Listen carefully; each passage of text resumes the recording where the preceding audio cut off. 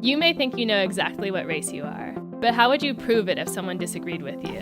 Is race real? From a biological perspective, no, but from a social or cultural context, absolutely.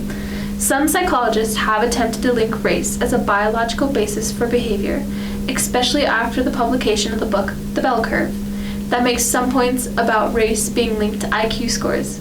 Independent of which side of the debate someone is on, they forget they are making an assumption that race exists as a biological entity. When trying to make correlations about people in psychology, it is important to look at the big picture and define exactly what we are trying to generalize. In other words, what is race? Dr. Fish breaks this question of what is race into two parts: how physical appearances affect how Americans classify people, and what implications do these groupings have based on these physical characteristics. Some traits, like skin color and body type, have evolved by means of natural selection in an effort to adapt to a given group's surroundings, whether developing a darker skin color for high UV environments or having a larger body to reduce volume per surface area and keep in more heat. Yet, even though these two traits have similar biological adaptive value, a person's race in America is based significantly more off of skin color than it is on height, weight, and limb length. This proves race is only a cultural distinction rather than a biological one. Although certain physical traits are indicators, the biggest factor in determining someone's race in America is the anthropological concept of hypodescent. Hypodescent is the concept that someone inherits the culturally assigned lesser blood if they are of mixed races. For example, if a person's mother is black and their father is white, that person would still typically be considered black, even though they are just as much black blood as they are white blood. This way of determining race stretches as far as if one grandparent of a person is black and the rest of their family is white, that grandchild would still be considered black. This is called the one-drop rule. An example of how hypodescent is illogical can be found in the Ulmer family. A pair of twins were born.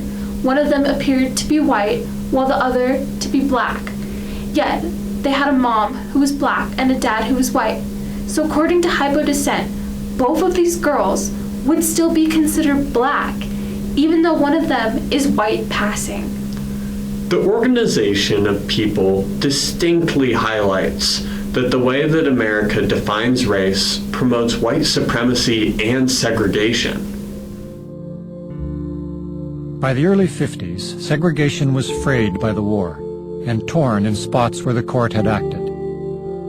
The white primary was outlawed. Housing covenants outlawed. Some graduate and law schools were forced to admit blacks. But the court was aware that the big fight was still to come. The schools, K through 12, white children and black in the same classroom.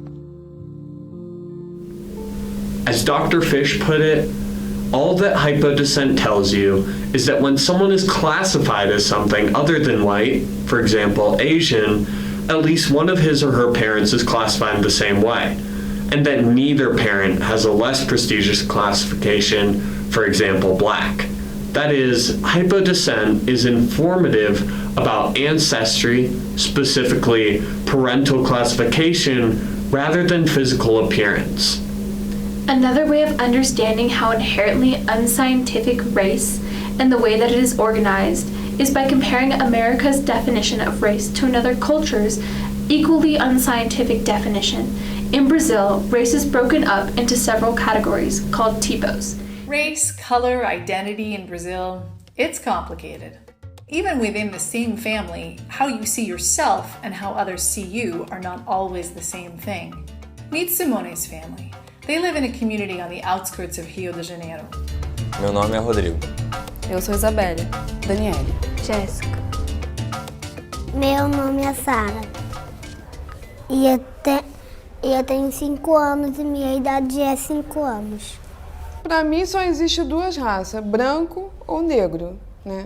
Branca, logicamente eu não sou, então sou negra. Eu sou branca. Eu sou preta.